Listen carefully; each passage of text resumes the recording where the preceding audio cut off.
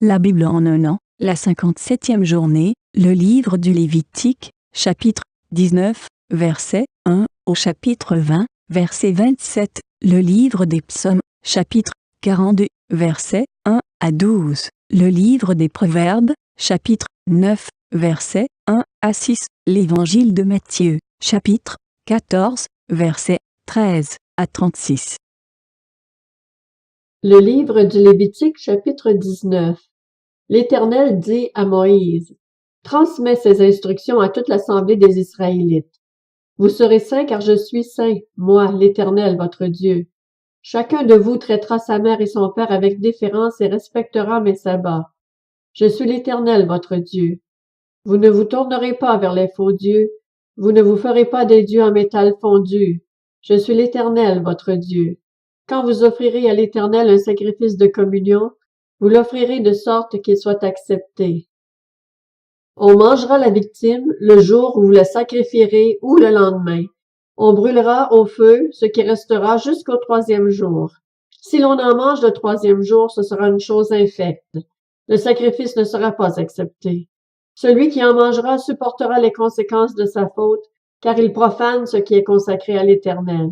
Cette personne-là sera exclue de son peuple. Quand vous ferez la moisson dans votre pays, tu ne poinçonneras pas ton champ jusqu'au bord, et tu ne ramasseras pas ce qui reste à glaner. Tu ne cueilleras pas non plus les grappes restées dans ta vigne, et tu ne ramasseras pas les grains qui en seront tombés. Tu le laisseras aux pauvres et à l'étranger. Je suis l'Éternel, votre Dieu. Vous ne commettrez pas de vol, et vous ne recourrez ni au mensonge, ni à la tromperie les uns envers les autres. Vous ne jurerez pas faussement par mon nom, car ce serait déshonorer le nom de ton Dieu. Je suis l'Éternel. Tu n'exploiteras pas ton prochain, et tu ne prendras rien par violence. Tu ne garderas pas chez toi jusqu'au lendemain la paye d'un salarié.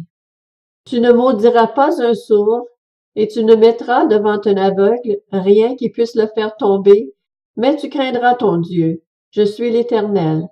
Tu ne commettras pas d'injustice dans tes jugements. Tu n'avantageras pas le faible, et tu ne favoriseras pas non plus le grand, mais tu jugeras ton prochain avec justice. Tu ne propageras pas de calomnie parmi ton peuple, et tu ne t'attaqueras pas à la vie de ton prochain. Je suis l'Éternel.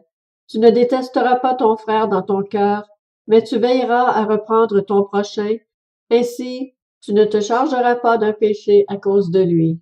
Tu ne te vengeras pas, et tu ne garderas pas de rancune contre les membres de ton peuple. Tu aimeras ton prochain comme toi-même. Je suis l'Éternel. Vous respecterez mes prescriptions. Tu n'accoupleras pas deux bêtes d'espèces différentes. Tu n'ensemenceras pas ton champ de deux espèces de semences, et tu ne porteras pas un vêtement tissé de deux espèces de fils. Lorsqu'un homme couchera avec une femme, si c'est une esclave fiancée à un autre homme et qui n'a pas été rachetée ou affranchie, ils seront punis, mais non de mort, parce qu'elle n'a pas été affranchie. L'homme amènera un bélier à l'Éternel à l'entrée de la tente de la rencontre en sacrifice de culpabilité pour sa faute.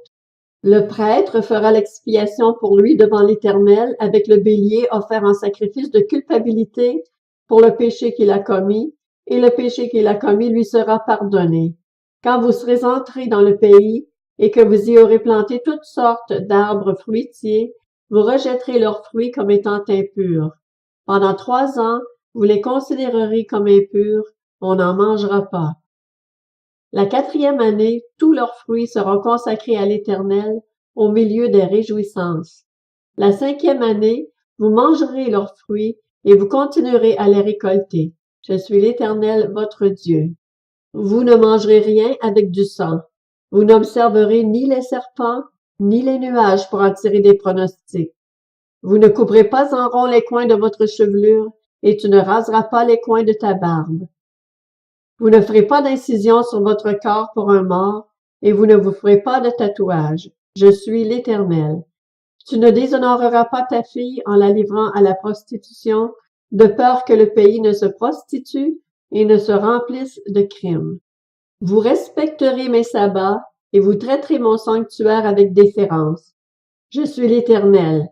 Ne vous adressez pas à ceux qui invoquent les esprits et aux spirites, Ne les recherchez pas, de peur de vous rendre impurs par eux. Je suis l'Éternel, votre Dieu. Tu te lèveras devant la personne aux cheveux blancs, et tu traiteras le vieillard avec honneur. Tu craindras ton Dieu. Je suis l'Éternel. Si un étranger vient séjourner avec vous dans votre pays, vous ne le maltraiterez pas. Vous traiterez l'étranger en séjour parmi vous comme un Israélite, comme l'un de vous. Vous l'aimerez comme vous-même, car vous avez été étrangers en Égypte. Je suis l'Éternel, votre Dieu.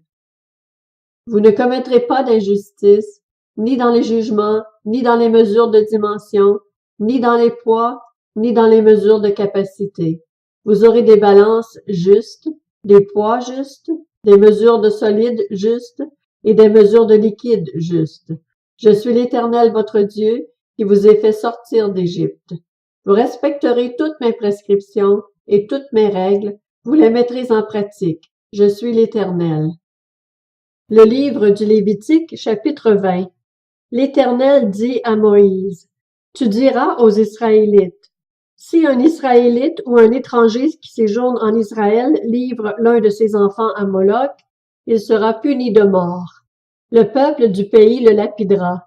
Quant à moi, je me tournerai contre cet homme et je l'exclurai du milieu de son peuple, parce qu'il a livré un de ses enfants à Moloch, rendu mon sanctuaire impur et déshonoré mon saint nom. Si le peuple du pays ferme les yeux sur le fait que cet homme livre un de ses enfants à Moloch, s'il ne le fait pas mourir, je me tournerai, moi, contre cet homme et contre sa famille, et je l'exclurai du milieu de son peuple avec tous ceux qui, à sa suite, se prostituent à Moloch. Si quelqu'un s'adresse à ceux qui invoquent les esprits et aux spirites pour se prostituer à eux, je me tournerai contre lui et je l'exclurai du milieu de son peuple. Vous vous consacrerez et vous serez saints, car je suis l'Éternel, votre Dieu. Vous respecterez mes prescriptions et vous les mettrez en pratique. Je suis l'Éternel qui vous considère comme saint. Si quelqu'un maudit son père ou sa mère, il sera puni de mort. Il a maudit son père ou sa mère, son sang retombera sur lui. Si un homme commet un adultère avec une femme mariée, s'il commet un adultère avec la femme de son prochain, l'homme et la femme adultère seront punis de mort.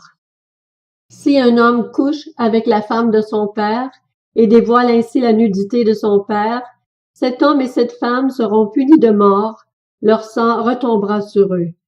Si un homme couche avec sa belle-fille, ils seront tous deux punis de mort. Ils ont commis un acte abominable, leur sang retombera sur eux. Si un homme couche avec un homme comme on couche avec une femme, ils commettent tous deux un acte abominable. Ils seront punis de mort, leur sang retombera sur eux. Si un homme épouse la fille et la mère, c'est un crime. On les brûlera au feu, elles et lui, afin que ce crime n'existe pas au milieu de vous. Si un homme couche avec une bête, il sera puni de mort et vous tuerez la bête. Si une femme s'approche d'une bête pour se prostituer à elle, tu tueras la femme et la bête. Elles seront mises à mort, leur sang retombera sur elles. Si un homme épouse sa sœur, fille de son père ou de sa mère, s'il voit sa nudité et qu'elle voit la sienne, c'est une honte. Ils seront exclus sous les yeux des membres de leur peuple. Il a dévoilé la nudité de sa sœur, il supportera les conséquences de sa faute. Si un homme couche avec une femme qui a ses règles et dévoile sa nudité, il expose la perte de sang de la femme et elle-même l'expose. Ils seront tous deux exclus du milieu de leur peuple. Tu ne dévoileras pas la nudité de la sœur de ta mère, ni celle de la sœur de ton père, car celui qui fait cela met à nu sa proche parente.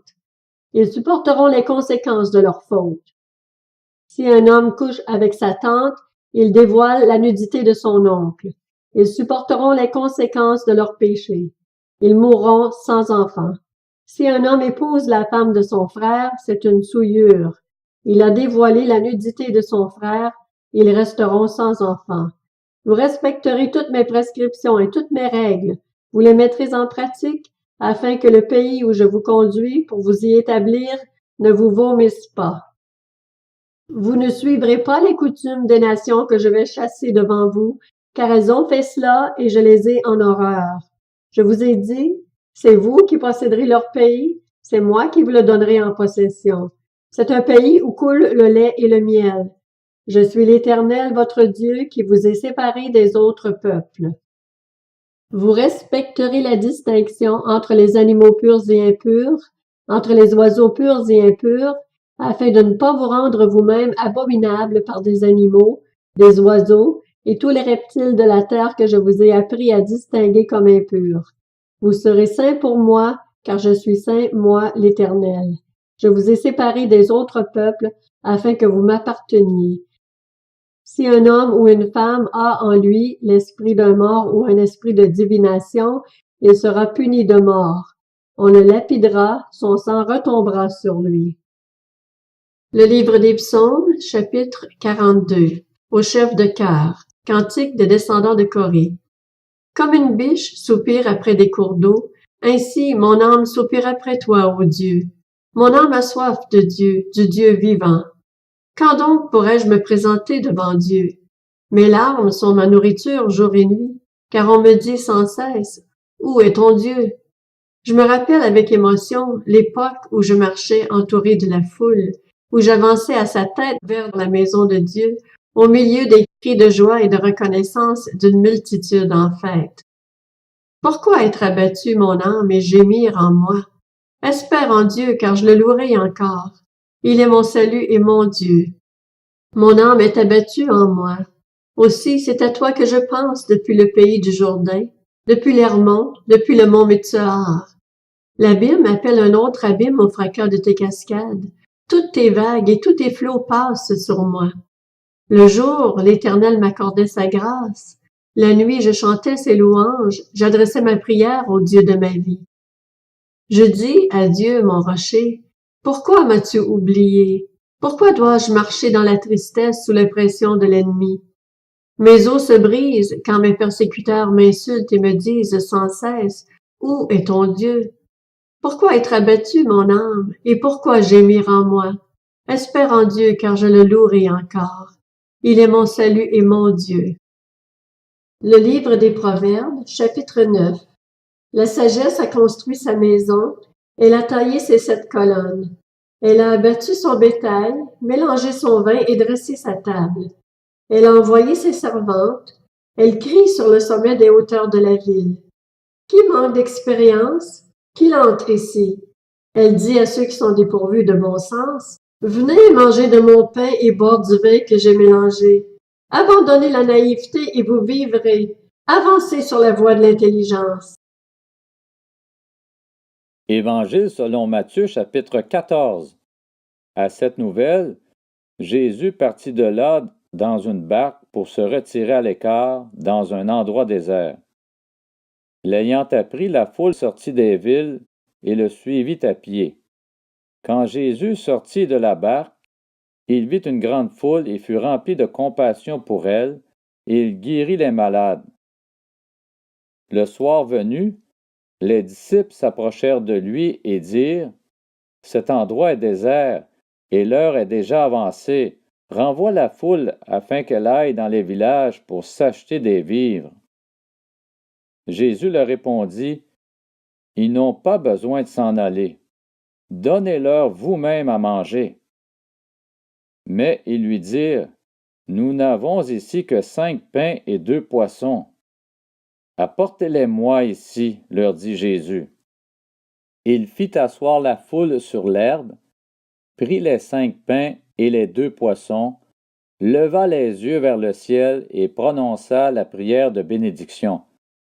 Puis il rompit les pains et les donna aux disciples, qui les distribuèrent à la foule. Tous mangèrent et furent rassasiés. Et l'on emporta 12 paniers pleins des morceaux qui restaient. Ceux qui avaient mangé étaient environ 5000 hommes, sans compter les femmes et les enfants.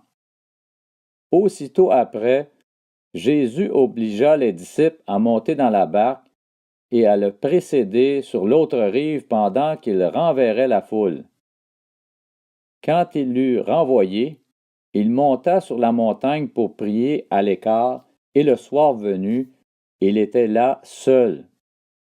La barque se trouvait déjà au milieu du lac, battus par les vagues, car le vent était contraire. À la fin de la nuit, Jésus alla vers eux en marchant sur le lac.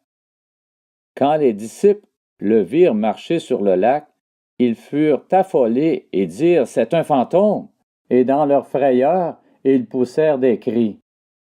Jésus leur dit aussitôt « Rassurez-vous, c'est moi, n'ayez pas peur. » Pierre lui répondit « Seigneur, si c'est toi, ordonne-moi d'aller vers toi sur l'eau. » Jésus lui dit « Viens. » Pierre sortit de la barque et marcha sur l'eau pour aller vers Jésus. Mais voyant que le vent était fort, il eut peur, et comme il commençait à s'enfoncer, il s'écria « Seigneur, sauve-moi !» Aussitôt Jésus tendit la main, l'empoigna et lui dit « Homme de peu de foi, pourquoi as-tu douté? » Ils montèrent dans la barque et le vent tomba. Ceux qui étaient dans la barque vinrent se prosterner devant Jésus en disant « Tu es vraiment le Fils de Dieu. » Après avoir traversé le lac, ils arrivèrent dans la région de Génézareth. Les habitants de cet endroit reconnurent Jésus. Ils envoyèrent des messagers dans tous les environs et on lui amena tous les malades. Ils le suppliaient de leur permettre seulement de toucher le bord de son vêtement, et tous ceux qui le touchèrent furent guéris.